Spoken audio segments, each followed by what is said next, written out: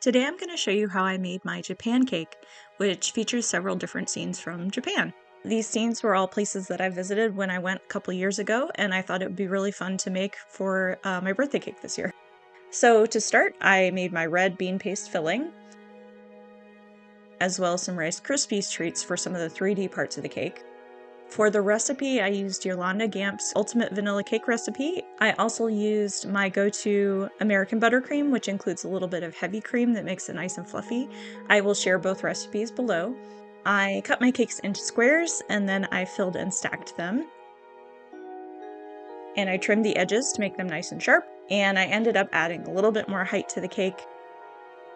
And I crumb coated and then added another layer of frosting on top to try to get it as smooth as possible. I mixed up all my different frosting colors, and for the first side, I made a scene from the Arashiyama bamboo forest, which is a really beautiful place to visit in Japan. I wanted to take advantage of the 3D nature of buttercream, so as you can see, I'm sort of working from background to foreground. I laid down the initial colors, and then I started adding in details like the leaves and some of the background pieces of bamboo, and then I came in with a lighter color to make the foreground pieces of bamboo really pop out. I did a lot of smoothing with my spatula as I went, and here I am adding my leaves to the top of the bamboo stalks. I started working on the woven bamboo fencing, and I kind of darkened it a little bit so that I could come in with a lighter color in the front. And then I used a little sculpting tool to add the sections to the bamboo pieces. And here you can see the finished side. For the next side, I knew it would be really fun to do a traditional Japanese Machiya house. So here I am kind of laying in all the basic outlines and shapes.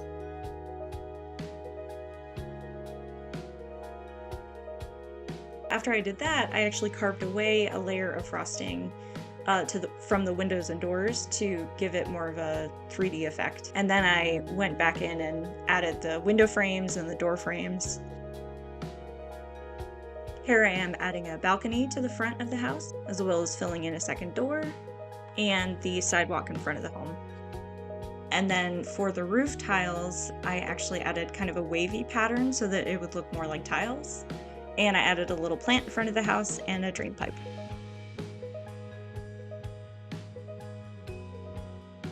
For the next side of the cake, I decided I wanted to do a scene from the Fushimi Inarii Shrine in Kyoto. Here you can see my initial sketch.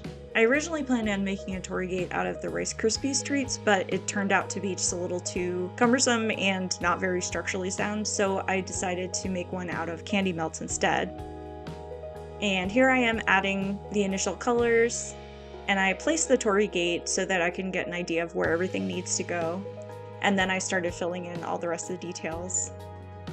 So here I am adding all the gates, and then I used my spatula to really separate them and make them pop. And then I added the little black feet to each of the gates. Now I'm attaching the torii gate to the front. I decided I really needed to make two little fox statues because it is an Inarii shrine. These are made out of cake scraps mixed with frosting to give it kind of a clay-like consistency. And so I hand carved the little foxes and attached them. And this is that finished side. Here's the last side. I had to include my favorite place that I visited in Japan, which was the Kasugataisha Shrine in Nara. And again, I started by drawing a sketch and then laying down the initial background colors on the cake. Here I am filling in the large tree in the foreground and the middle ground. And then I started to fill in the stone lanterns, to which I added some shadows as well as some highlights. And then I blended those together. Here I am adding another stone lantern, a little more depth and color to the tree. And then here I am adding my favorite part, which is the little deer. The step that I've placed in the front is more of that cake mixed with frosting. And then to make the two foreground stone lanterns, I used the Rice Krispies treats. I carved my shapes, and then I put them together with toothpicks. And then I painted them with candy melts to really solidify the structure. Then once I added them to the cake, I added more of the same color frosting as the other lanterns to blend everything together a little bit better. And then I added just a few more little details. And this is how that side turned out. And then finally, to finish off the whole cake, I wanted to make the Japanese kanji for Japan out of candy melts. So I traced the lettering and then I placed those on top. And this is how the whole cake turned out. As you can see, it was quite a bit of time and effort to make the cake, but I really enjoyed the whole process, and I hope that you can see my love for the places that I was fortunate enough to get to go visit in Japan. Thank you for watching.